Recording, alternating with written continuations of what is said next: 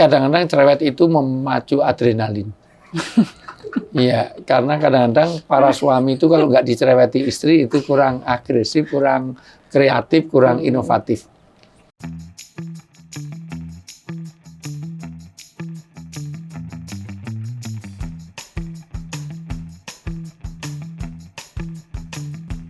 Ya. Oke. Pertanyaan selanjutnya, Ustadz, bagaimana Islam mengajarkan pada kita untuk mendidik istri yang sangat cerewet dengan aktivitas kita, Ustadz? Saya terkadang iri dengan rekan kerja yang rumah tangganya terlihat tenang-tenang saja. Mohon pencerahannya, Ustadz. Kadang-kadang cerewet itu memacu adrenalin.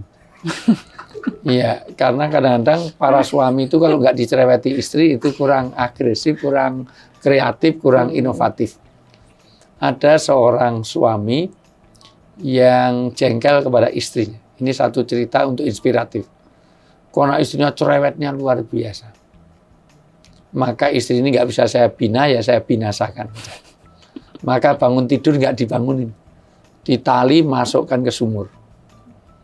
Tapi masukkan di sumur, ternyata dia tahu hikmahnya. Istri yang cerewet itu banyak manfaatnya. Dia bikin makalah, bikin PowerPoint, itu nggak jalan karena apa? Sepi. Selama dia nikah bertahun-tahun itu ternyata nggak ada radio, nggak ada TV. Karena ada radio nggak ada gunanya dengan sudah kalah dengan cerewetnya. Kayak kumbang semua, luar biasa itu. Ternyata itu ada manfaatnya. Memancing kreativitas, menghemat dari nggak perlu ada radio, TV, dan segala macam. Ternyata itu ada manfaatnya. Maka dia berpikir, ternyata ada manfaat. Kalau gitu ya Allah jangan matikan dulu istri saya.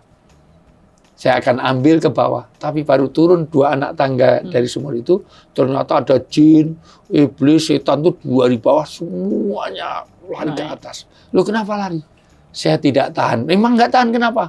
Di bawah sana ada wanita yang cerewetnya luar biasa. Itu sampai jin, iblis saja sampai nggak kuat dengar cerewetnya itu. Tapi karena ini orangnya berpendidikan ya, dia sarjana S2 di Pakistan dulu.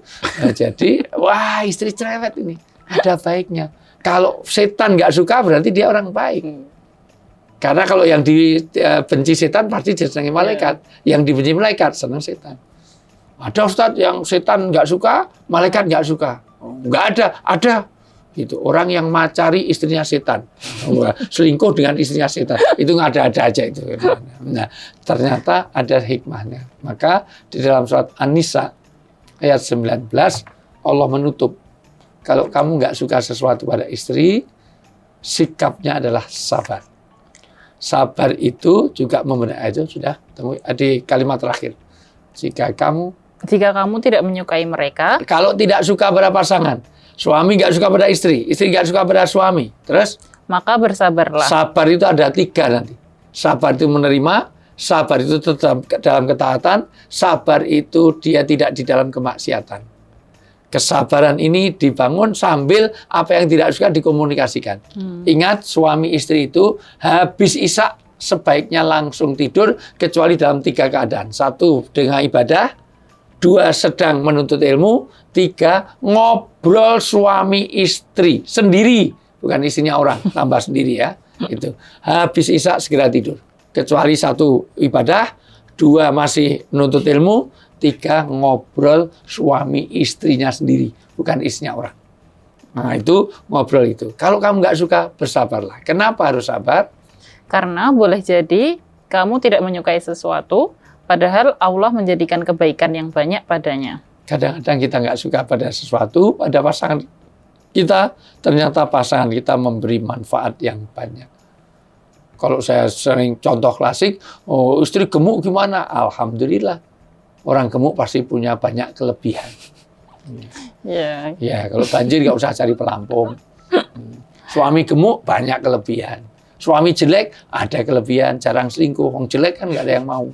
Gitu. Oh, tapi pasangan jelek malah kekeh, istiqomah.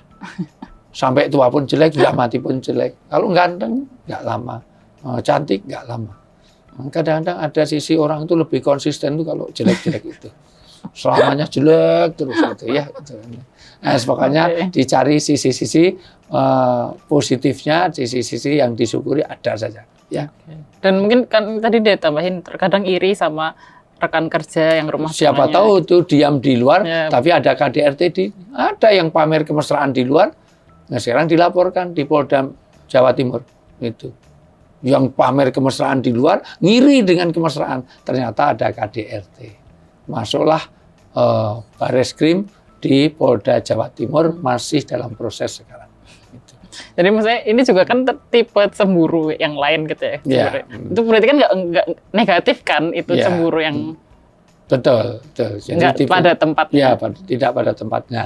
Tapi pada prinsipnya memang ya idealnya memang ya jangan sampai menunjukkan sesuatu yang tidak cocok pada di khalayak umum. Ya, apalagi pasangan. Pasangan itu disebut dengan zaujun. Zaujun itu beda tetapi kompak. Kayak sepatu. Sepatu itu harus laki dan perempuan. Sepatu itu harus kanan dan kiri. Kalau laki sama laki itu bukan pasangan. Belum ada obatnya. Supaya ini almarhum, ini almarhumah. Kalau nggak almarhum, almarhumah. Di tengah-tengahnya aluminium. Nggak jelas. Ya, jadi nah itu pasangan. Pasangan itu saling melengkapi, pasangan itu tidak saling injek, pasangan itu satu visi, satu misi. Nah, bagaimana ke arah sana? Dan nonsen keluarga tanpa masalah. Gitu. Keluarga itu pasti ada masalah. Nah, dari masalah inilah bagaimana kita memanage, bagaimana kita ini. Itu keluarga itu udah baru malam pertama aja ada masalah.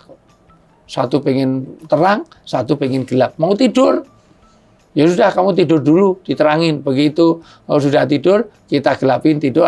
Dia bangun. Sehingga semalam suntuk itu on off, enggak tidur semalam suntuk hanya karena lampu terang sama gelap. Ya. Yuk. Jadi oke, selanjutnya. Ya. Oke, selanjutnya, Ustadz, saya dilarang oleh suami untuk memakai make up saat di luar rumah. Ya. Padahal saya juga tidak ingin untuk memikat hati siapa, hanya ingin menjaga penampilan. Apakah memakai make up tidak untuk suami itu dilarang dalam Islam, Ustadz? Lantas apa yang harus saya lakukan untuk menghadapi suami? Ya.